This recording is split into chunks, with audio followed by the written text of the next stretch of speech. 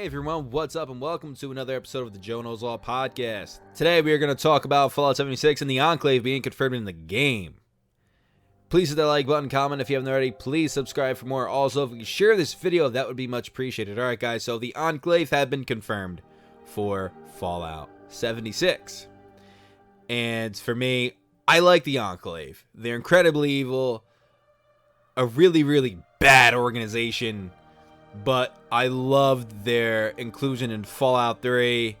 I love their inclusion in Fallout New Vegas. That was a lot of fun that they were in that game, even though they were only a side part to New Vegas. They're still great in it. And them being in 76 is huge. And I love that they were confirmed for the title. People are probably wondering how they're going to use the Enclave, and I'm wondering too. I'm curious, being that there's no NPCs in the game, human NPCs, makes it quite interesting as to how they will be utilized. Maybe you will find notes around West Virginia telling you about the Enclave. Maybe there will be sentry bots around. Maybe there will be Enclave iBots. Who knows? But the Enclave being in 76 is great. I love it, and I can't wait to see, like I said, how they're going to be used in the game. Right now, I'm going to actually take a look at the Enclave wiki. It is down in the description below if you guys want to read along with me. I'm going to take bits and pieces. I'm really going to talk about the origins, the background of the Enclave, the origins, and then the Vault experiment. Really, that's really all I'm going to speak about. And why Vault 76 could also be one of their controlled vaults. So, let me let you guys in on who the Enclave is, if you guys don't know who they are. The Enclave claims to be the legally sanctioned continuity of the pre-war federal government of the United States, and styling itself the United States of America as such, in the form of a secretive political, scientific, and militaristic organization that is descended directly from members of the pre-war U.S. shadow government, while also styling themselves and their overall demeanor as such. Let's look at the origins. One of the very few old world organizations to survive the Great War, the Enclave finds its roots in various branches of the pre-war government and military. Its founding members embrace the inevitability of nuclear war. They believe that the majority of the nation could not and would not survive it, and that as long as the important people of the United States survived, they could regroup quickly when worse came to worse, ultimately wipe out communism once and for all, and restore and rebuild the country. Let's stop right there for a second. As you can see and as you can tell, the Enclave, incredibly evil. Think about what the Enclave wanted to do. It's insane. They just wanted to keep around the important people, and when you think about it, when you honestly sit there and think about it, pretty, I guess, logical for you to do that, you know? At the end of the day, as humans, you're trying to survive. That's your end goal. Trying to survive, and keeping the most quote-unquote important people alive would essentially do that for you. Which brings me back to Fallout 4 a little bit here, and very interesting thought that literally just came to my mind. If you think about it, you, the protagonist, whether you were Nora or Nate, you were an incredibly important person. You were either a lawyer, which lawyers are important, you know, smart people for the most part, and you were a soldier, a very accomplished soldier. So, and you were kept frozen. Granted, your baby was the main reason why you were alive, but you were the backup. So whichever one you were, if you were Nora or if you were Nate, one of you were kept alive. Thus, could that have also been an Enclave experiment that found its way to the Institute? Who the heck knows? Who knows? That's just maybe a tiny theory of mine. Then if that's the case, then Dr. Lee has some ties to the Enclave. I'm getting ahead of myself. I apologize for that. But the Enclave and the Institute do have something in common, and they're both evil organizations. So let's go down to another part of the article. We're still in the origin section. Though not a part of the Enclave, many influential corporations, most infamously the Vault-Tec Corporation, lobbied for the benefits that they hoped would result from government-sanctioned war contracts. Based in many of the Enclave's research facilities, most were either protected and preserved or partially grazed and excommunicated during the nuclear firestorm of 2077. So the Enclave had a partnership with Vault-Tec. Had somewhat of a partnership. So this will go on to the Vault-Tec experiments that the Enclave had. Which possibly, maybe Vault 76 was a part of that experiment. The Vault experiment. The vaults were funded by the US government, and accordingly, the government had control over them. Ostensibly, they were intended to allow a selection of privileged United States citizens to survive the Great War. The sole survivor in Fallout 4, like I said earlier. Secretly, however, a large part of the Vault project had a far more sinister goal. Like I just said, let's go back to it. Fallout 4. The US government's real plan to survive a nuclear war was simply to find another planet to live on after blowing up Earth. Guys, this is insane. A spacecraft designed to ferry the human race to another planet was either under construction or ready to go before the war. The plan was for the government to flee to the oil rig and then leave in a spaceship for another planet. Any voyage to space or recolonization of Earth would have been very difficult and fraught with unforeseeable complications. Thus, many of the vaults were designed to have some sort of critical flaw in order to test how an average American would be able to deal with various circumstances. Vault 12 in Bakersfield had a faulty vault door that wouldn't close all the way, allowing dangerous radiation to leak in, leading to the creation of California's ghoul population. Vault 15, built normally, but was populated with a diverse mix of races and people to see what sort of tensions arise when varied backgrounds are packed to a small environment. Vault 13 was intended to stay shut for a full 200 years to test the effects of long-term isolation. Vault 101 was to be sealed permanently to study the evolution of small communities in complete isolation from the rest of the world. The types and purposes of the experiments go on. Eventually, due to either change of plans by the Enclave's leadership or spacecraft being destroyed, the Enclave abandoned their initial goal of setting on another planet and decided to resettle the one they already had. Although the Vault monitoring and research continued as a social preservation program in order to monitor the populations being experimented upon, the Enclave's oil rig possessed a great deal of equipment that allowed them to observe and control the vaults. For example, the Enclave sent the all-clear signal to Vault 8 shortly after the Great War, prompting them to leave their vault and build their city. Listen to what I just said.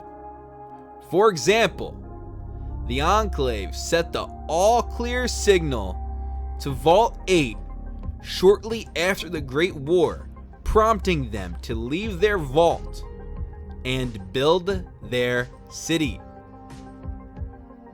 What are they doing in Vault 76? They're rebuilding, right? That's the whole point of the game, is to rebuild. So the Enclave definitely could have been in charge of Vault 76. Now, I know they had a heavy presence on the West Coast, and that's where they were prior to Fallout 3. But who's to say that they weren't spread around the United States? Who's to say that? So the Enclave being in Fallout 76 is incredibly believable. I'm incredibly excited for it. And I wonder now, I know most likely probably later on there's going to be voiced NPCs. Human NPCs. It's going to happen eventually. Not at launch. My buddy King Fanman really made a great point in his most recent podcast that it'll happen, and that it's going to be a surprise from Bethesda. Just not right now, but eventually. So, and there will be companions in the game as well in 76. Not right away, but eventually. So maybe that's how they include the Enclave. Who knows? I'm excited. I'm pumped up to see how they include the Enclave in the game. But I'm just happy that the Enclave is in this said game, regardless of how evil they are as a faction. I'm pumped up. So guys, let's move over to the other part of the podcast. And in the title, you guys saw the Enclave confirmed, and you'll also see Impossible DLC for the game. I believe, honestly believe, that we could definitely be seeing a Washington, D.C. DLC for Fallout 76. And I might make a video on this, but this could be one of the main reasons why they did not remaster Fallout 3. Think about it. West Virginia is right by DC. It's right by DC. So for them to include that in 76 is incredibly believable. And imagine exploring DC in the time period of Fallout 76. Fallout 76 has a really long lifespan. According to Bethesda, it's going to be until the end of time, which highly unlikely, but whatever, Bethesda. Tell me lies, tell me sweet little lies. That's all I got to say. Anyway, so if this game's going to be such a long title and be around for so long, DLC comes in, thus maybe a brand new area for Washington, D.C. That would be amazing. A lot of fun. Maybe we could talk to President Eden. Probably not, because he didn't exist yet. But I'm excited for Fallout 76. I'm excited for potential DLC, what they're going to have in the game. The sky's the limit for this title. It really is. The sky's the limit. It's getting a lot of backlash and a lot of hate right now, and rightfully so. It's completely different from what Bethesda Game Studios normally does. However, this game could be really good if you guys give it a chance. But one of the possible DLCs for this game could be Washington, D.C. as a new area to explore. And I'm not saying all of DC, maybe parts of DC, but it could be DLC for 76. Imagine walking into Gob. Imagine walking into a bunch of the other ghouls. You know, the underworld. Imagine all that. Like that would be awesome. That would be really cool to see. I'm excited to see the future DLC for Fallout 76. And what Bethesda has in store for us. As the updates come on and they come along. It's a very exciting time to be a Fallout fan. Whether you guys like it or not, it's an exciting time. And I feel Fallout 76 is going to be an online game for like a year. And then, well, when you have to play with people for like a year, and then mod support will come to give the game new life. And that's it. You know, and then I think everybody will then pick the game up. But I think everybody's going to pick the game up prior anyway. I really do. There's so much going on with this game. There's so much uncertainty around this title that people are just going to be curious. And I don't think the beta is going to be enough for them. If you're on the fence about buying this game, you know, you could play the beta, but I think everybody's going to have a grand old time. I really do. You know, I was not a part of the stress test, so I would not know. I didn't play it. So I'm going to be playing the beta, but according to the gameplay that we have seen online, it looks like this game can be a lot of fun. A lot of fun. Let's now talk about certain YouTubers whining and complaining about 76 and being harsh about the title overall. Me personally, it's their opinion. I don't really mind it. They're big YouTubers, and if they want to say what they want to say, so be it. But they played, what, 3 hours of the game? And they are also being incredibly negative about the title. And then certain people that played the stress test leaked some things out. And some people spoke about the game when they weren't supposed to. But they did say that it was fun and that they enjoyed it. Is it because bigger YouTubers are trying to nitpick this game? This is what I think the reason why they're in that position. There's a lot of negativity just surrounding this title. There really is. Because like I've said, this is something brand new. And most of the fan base is being very negative towards 76. You know? So as a YouTuber, you have to kind of play to your audience. And you kind of have to sell out a little bit, even if you really don't believe everything you're saying. And it's a part of your job. So even though I disagree with a lot of the bigger YouTubers, I do understand where they're coming from, because most of the community is coming from that same position. So themselves, they have to. The bigger YouTubers kind of have to make these controversial videos. I guess it's all about getting them views. One of the bigger YouTubers, I'm not gonna say his name, that I got a chance to know. I don't know how he feels about the game now, only from his videos, but when I would speak to him personally, he was very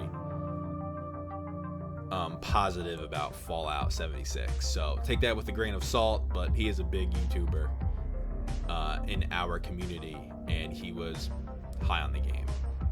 So, and positive about this game. So, since then though, since we last talked, he's played the game. He was flown out, so maybe his opinion changed, but from last time I talked to him personally, he told me he's very positive about the title. So, with these bigger YouTubers, I wouldn't not pay attention to what they're saying, but just know that this is their job, and they're coming from a different position than we are, and they have to cater to a certain part of the community, and 76 is receiving very, very negative feedback. So they're at a point where they kind of have to speak not so highly about the title, and kind of cater to the negative vibe that the community has been setting. So that's my thoughts about that. I hope I didn't talk in circles there, but that's my thoughts. Guys, the podcast is coming to a close. Thank you all for watching. Please hit that like button, comment if you haven't already. Please subscribe for more. I want to try and get King Fan Man on here. Try and line up a time. This is posted on Monday. This was supposed to be posted on Saturday. But the regular scheduled Joe Knows All podcast will be up this Saturday. So, guys, I thank you all for watching. Please hit that like button, comment if you're in there already. Please subscribe for more. Also, if you can share this video, that'd be much appreciated as well. Please check out my Patreon and follow me on Twitter. The links to those will be down in the description below. Alright, guys, I thank you all for watching. Godspeed.